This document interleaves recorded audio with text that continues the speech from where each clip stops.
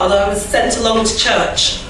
My parents didn't go, so I just assumed that they fancied a morning at home without the kids, in peace and quiet, which I can really understand now I'm a parent. But one of the things we did at the church I went to was occasionally learn a Bible verse. And one of the ones I remember from then was Galatians 5 verse 22. But the fruit of the Spirit is love, joy, peace, patience, kindness, goodness, faithfulness, gentleness, and self-control. Against such things there is no law.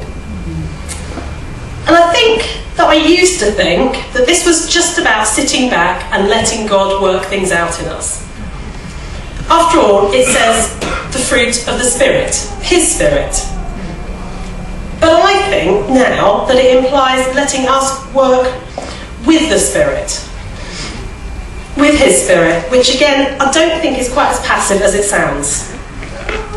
I read over this verse and a bit more in the Message translation of the Bible, and I think it gives a good sense of first of all, what the fruits of the Spirit are actually about. But what happens when we live God's way? He brings gifts into our lives, much the same way that fruit appears in an orchard. Things like affection for others, exuberance about life, serenity. We develop a willingness to stick with things, a sense of compassion in the heart, and a conviction that a basic holiness permeates things and people. We find ourselves involved in loyal commitments, not needing to force our way in life, able to marshal and direct our energies wisely.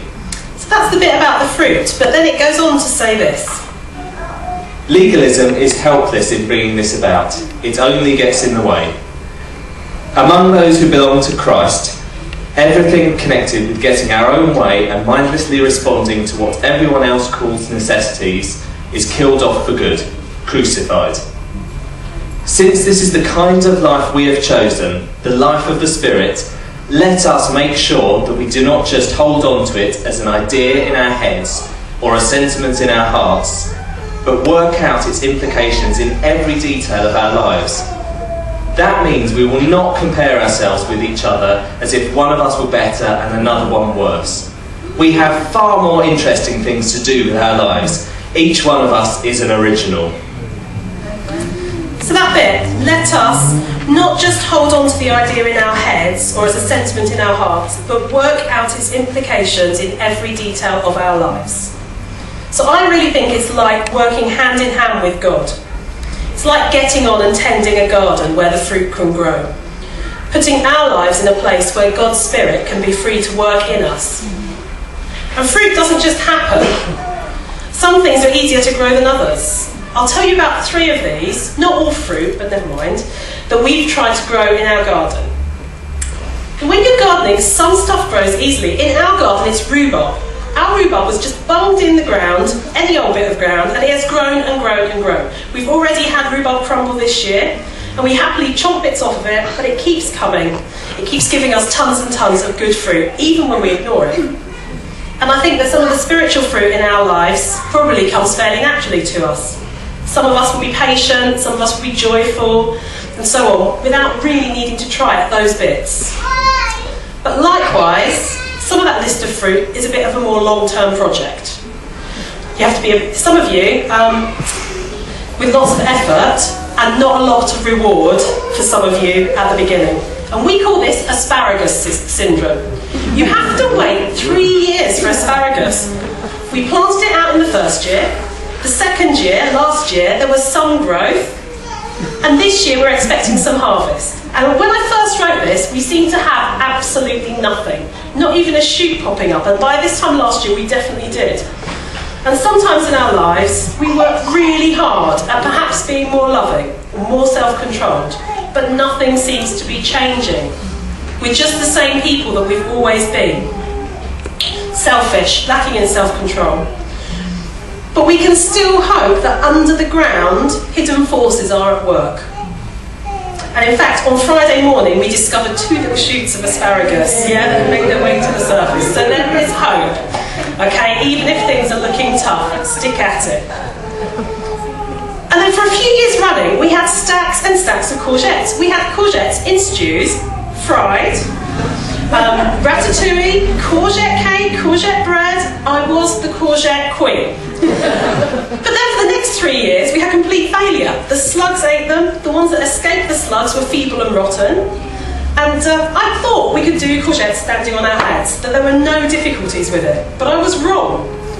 Sometimes we think we've cracked it, we've managed to overcome our human nature, we've changed from, for example, being hard and harsh, to having a gentle spirit. And then we have a time of failure where we go back to our old ways. But I'm having another go at courgettes this year. But we can always have another go at trying to change. Yeah, working alongside the Holy Spirit to develop these fruits in our lives. So, can we actually do things that will help them happen? I think we can.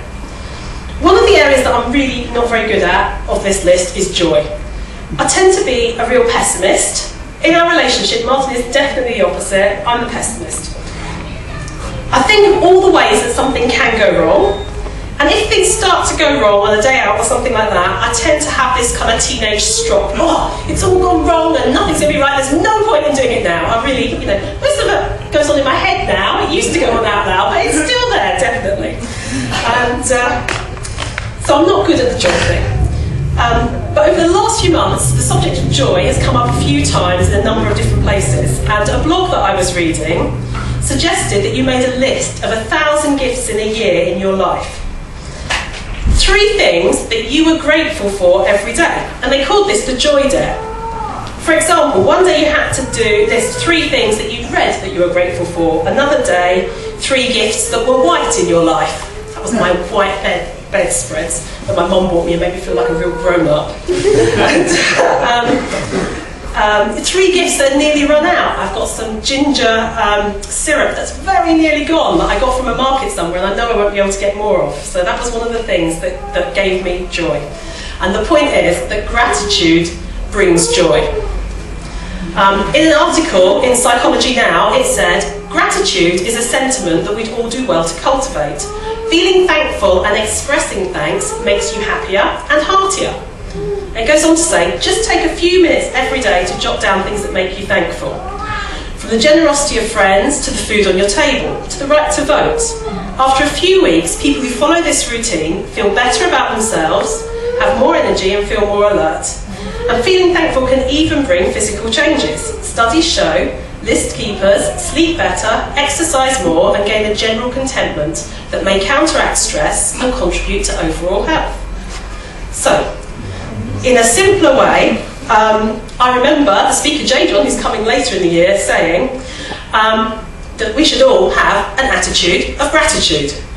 So, and as Christians, that gratitude automatically turns into thanks to God for the things we're grateful for. This all sounds very good, and I started the Joy Dare. I posted a blog about it in the first week about a month ago, and I haven't added to it since. But I do have the Joy Dare list on my fridge, so we do sporadically look at it and think about the things we're grateful for.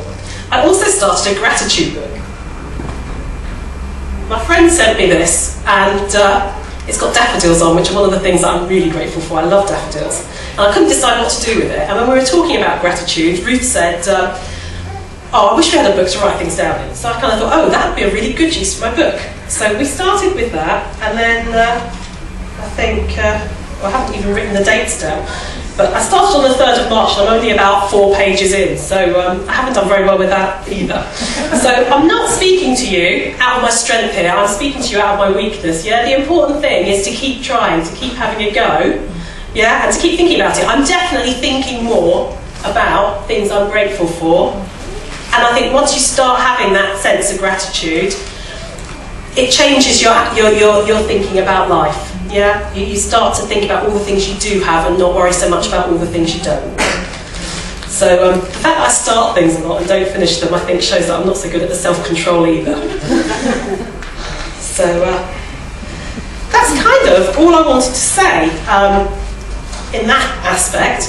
And what I want to do now is to try and do something different, because I don't think that we just learn from listening, but I think some of us learn from doing things to help us remember in a more experiential way. Don't panic. Okay, do is give you a few options, including staying put and listening to some worship that Chris and Gina are going to do. So, you know, don't feel like you have to do anything you don't feel comfortable about.